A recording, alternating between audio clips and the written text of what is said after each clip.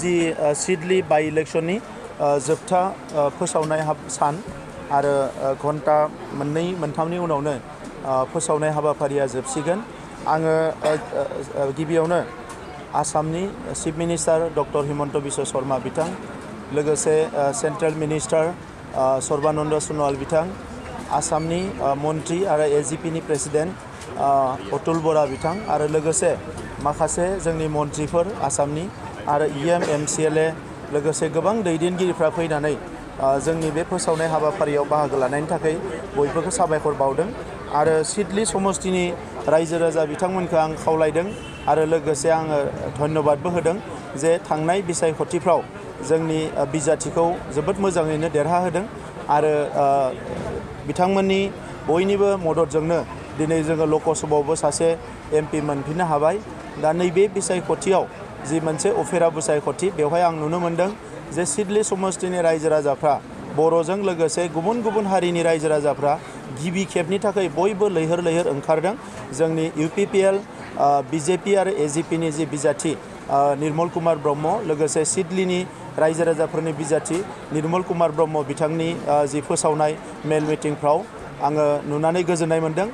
BTR ओनसोलाव गोजोन थासारि फैनायखौ नुनानै बयबो बाख्नायदों आरो आं मेल मिटिंआव थांनायाव रायजो राजाफोरखौ सोंदों जे नोंथांमोना जुदि जोंनो माबा मोनसे साबायखर बावनो सानोब्ला बा जोंनो मोजां होननानै बुंनो सानोब्ला बबे मोनसे बाथ्राखौ बुंगोन? अब्ला बिथांमोना बुंदों जे गोजोन फैनाय, सान्थि फैनाय। दा बिटिआर ओनसोलाव 100% गोजोन एबा सान्थि फैनायखौ बयबो बाख्नायदों आरो बेजों लोगोसे आगोलाव बिपिएफनि समाव सोबख'नाय, थगायनाय, नासयनाय बेफोर थासारिया दा गैला। सिगि सुग' खालामनाय, दादागिरि खालामनाय, बायदिसिना होसोलायनाय, बुलायनाय, नांलाय खमलाय खालामनाय बे थासारिया गैला। जौ जुवानि थासारिया गैला। बेफोर थासारिखौ नुनानै रायजो राजाफ्रा जोबोद मोजां मोनदों आरो राजखान्थिनि जि एप्रोच बेखौ बिथांमोनाबो मोनसे हलिस्टिक एप्रोच जानायखौ लुबैयो, मोनसे नंगुबै लामाजों दावगालांनायखौ लुबैयो आरो दिनै रायजो राजाफोरनियाव मोननै पिकचार रायजो राजाफ्रा बुंदों जे बिपिएफनि समाव मोनसे गिनांगौ थासारि, जे हिंसायारि थासारि, मोनफ्रोमबो बिसायख'थियाव नांलाय खमलाय खालामनाय, बुलायनाय, होसोलायनाय, मानसिफोरखौ सिगिनाय बेबायदि मोनसे थासारिमोन आरो बै समाव नोङो एखमबा गुलि गावनायबो जायोमोन। दा बेफोर थासारिखौ रायजो राजाफ्रा बावाखै आरो दिनै इउपिपिएलनि समाव जोबोद गोजोन मोनसे थासारि रायजो राजाफ्रा मोननो हादों। दा नंखायनो दिनैनि समाव बयबो रायजो राजाफ्रा दिनै खौसेयै जोंनि बिजाथि निर्मल कुमार ब्रह्म बिथांनो भट होनो रेडि जादों आरो रायजो राजाफोरखौबो आं खावलायदों जिहेतु निर्मल कुमार ब्रह्म बिथाङा जोबोद मोजाङैनो देरहागोन, रावनिबो भटखौ आद्रि खालामनाङा, बयबो ट्रेक्टरनि सावगारियावनो भट होनानै देरहाहोनांगौ। बिपिएफनि अबस्थाया मोजां नंला। दिनै आगोलाव जायफोर बिथांमोननि दैदेनगिरिफ्रा मेल मिटिं जायोब्ला, फोसावनाय जायोब्ला ओंखारोमोन, बे दैदेनगिरिफोरनि मोखांखौ एबार नुनो मोनाखै।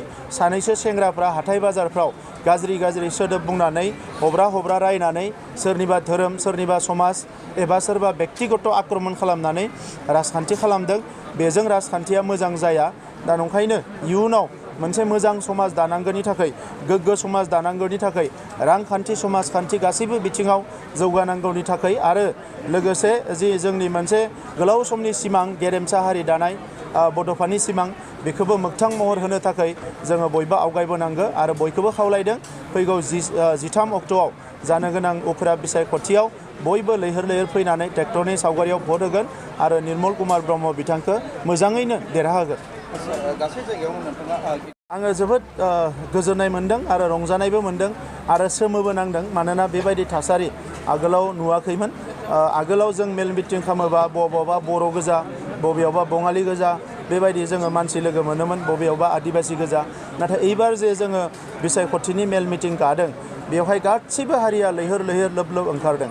दा नंखायनो बेबायदि मोनसे बड'लेण्ड जों हास्थायदोंमोन जे बयबो मोजाङै संसार जानो हानाय, बयबो मोजाङै सोलिनो हानाय, हा हुनिफ्राय लानानै गासैबो जेंनाखौ सुस्रांनो हानाय आरो बेबायदि थासारिखौ नुनो मोननानै आंबो गोजोननाय मोनदों, रायजो राजाफ्राबो गोजोननाय मोनदों।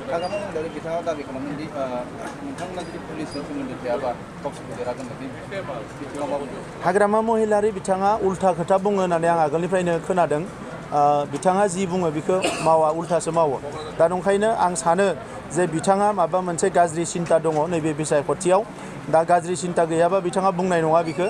आरो जोंहा एसेबां गाज्रि सम फैयाखै जे जोङो पुलिस बाहायनांगौ माबा बाहायनांगौ जोङो गणतन्त्रखौ लुबैग्रा जोङो सुबुं दारा खान्थिखौ लुबैग्रा दोलो दा बे हिसाबै जोंनि मावथिफ्रा जोंनि बिबानगिरिफ्रा जोंनि राजखान्थि हान्जाफोरनि जोंजों थानाय जायफोर दैदेनगिरि बिथांमोना जोबोद सुस्थ' मगजजों सानो जोबोद सान्थि भाबै सानो आरो मोजां राजखान्थि हान्जाखौ दैदेननो नाजायो बिथांमोननि बायदि दादागिरि खालामनानै लोंख्रुबनाय जाख्रुबनाय बेबायदि राजखान्थिखौ जोंनि मानसिफ्रा खालामा दंखायनो नैबे बिसायख'थियाव जानो हागौ हाग्रामा महिलारि बिथांनि दोलोआ माबा मोनसे गाज्रि सिन्था दङ बेनिखायनो आङो रायजो राजाखौ बयखौबो सांग्रां जानो खावलायो बेफोरनि दैदेनगिरिफ्रा बुंदोंदि इन्डियानि गोख्रों दैदेनगिरिफोरखौ मिरुनिफ्राय लानानै स्टेटनि जेसेबां गोख्रों दैदेनगिरि बिथांमोनखौ लाबोनो केम्पिं खालामफैदों गिनानै होननानै बे बेयाव मा बुङो हाग्रामा महिलारि आरो BPFनि दैदेनगिरिफ्रा मिथिया सुबुं दारा खान्थिनि बयनिख्रुइ समायना जि मोनसे फोरबो बेनो जाबाय इलेक्सन बे इलेक्सनाव बयबो बाहागो लायो